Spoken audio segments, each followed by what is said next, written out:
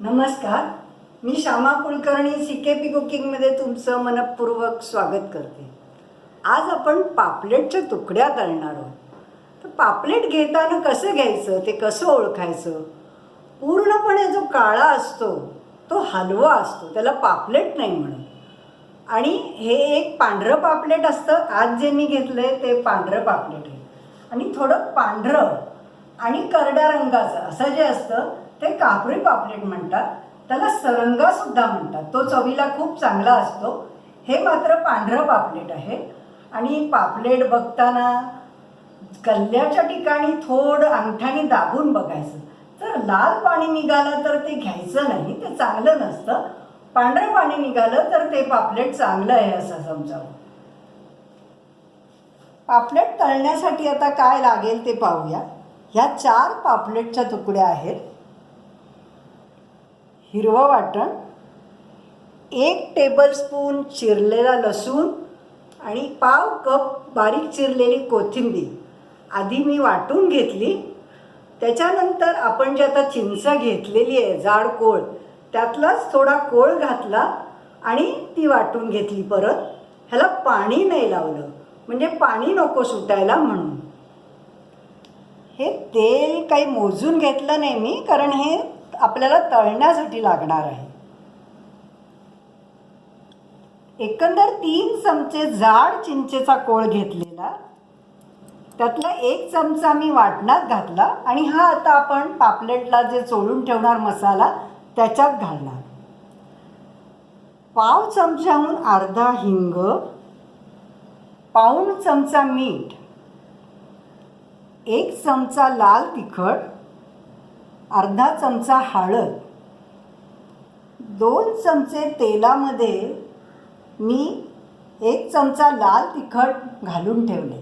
म्हणजे आपण आधी आता मसाला लावून ठेवणार आणि तळताना हे तेल आणि तिखट आपण त्या तुकडीला लावणार आणि नंतर तव्यावर आपण तुकड्या तळणार। आता आधी आपण पापलेटला मसाला लावून ठेवू आणि 1 तासभर आपण पापलेट तसंच ठेवून देऊ। आता ह्याच्यामध्येच मी मसाला तयार करते।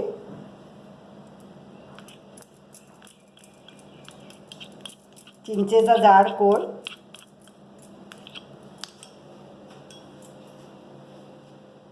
हिंग, मीठ,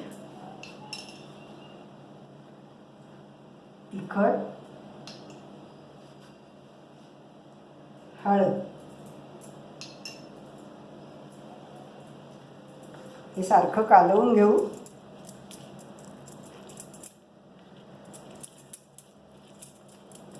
हे वाटण शक्यतोवर जाडसर असलं पाहिजे।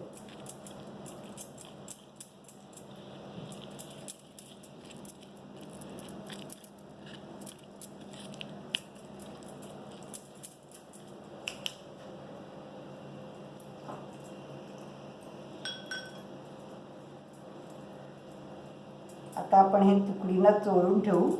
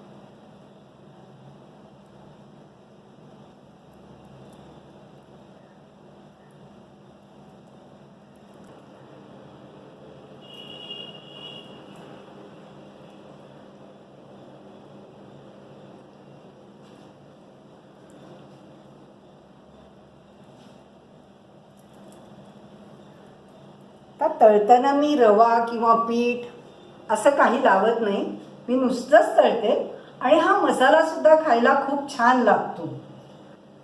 पण तुम्हाला जर आवडत असेल तर तुम्ही लावा। आता आपण तासभर हे असंच ठेवून देऊया। पापलेटला मसाला लावून 1 तास झालेला आहे। आता आपण तुकड्या तळायला सुरुवात करूया.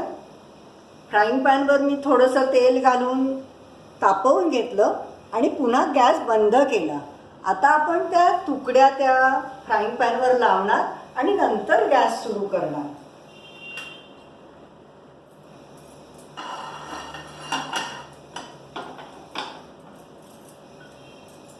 हे जे आपण तेल आणि तिखट एकत्र करून ठेवले ते असं तुकडीवर थोडं थोडं पसरायचे.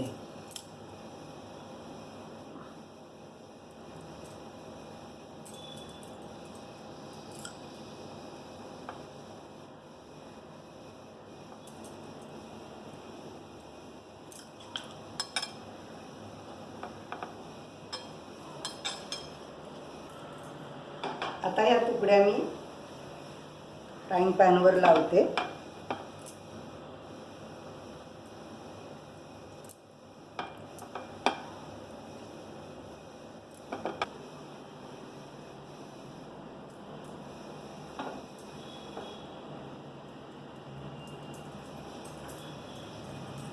पुन्हा या बाजूला पण तेल पसरायचे.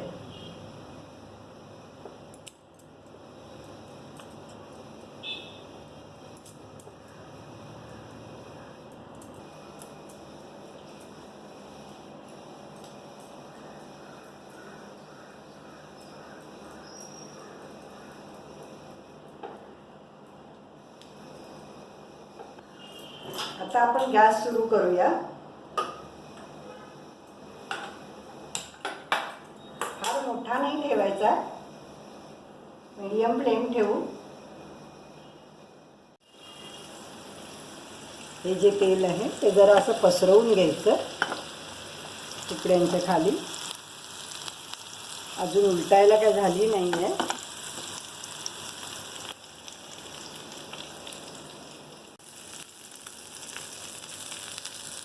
आता आपण उलटूया.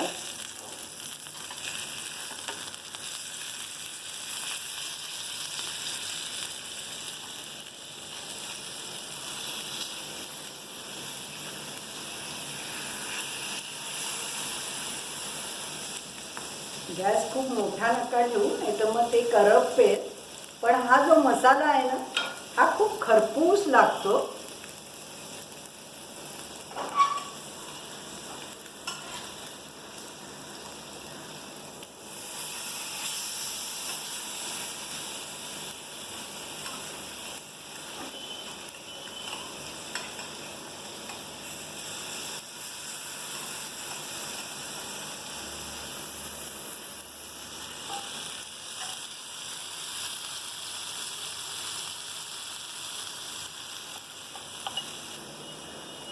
आता त्या बाजूनी तुकडी झाली की आपण काढून ठेवू.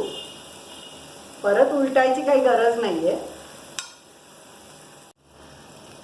अशी थोडी तुकडी हलवत ठेवली की ती तव्याला चिकटणार नाही. म्हणजे मग तो मसाला फारसा काळा नाही होणार, जळणार नाही.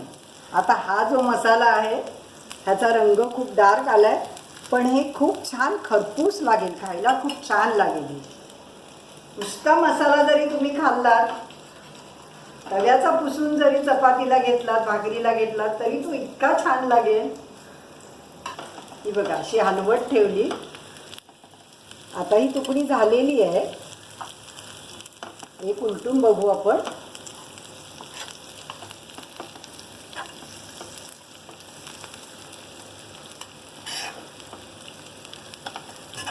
ही बघा ही तुकडी तयार झालेली आपली.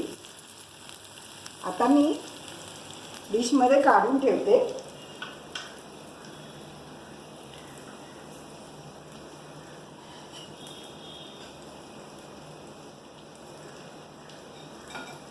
आपली तुकड्या तळून तयार झालेल्या आहेत.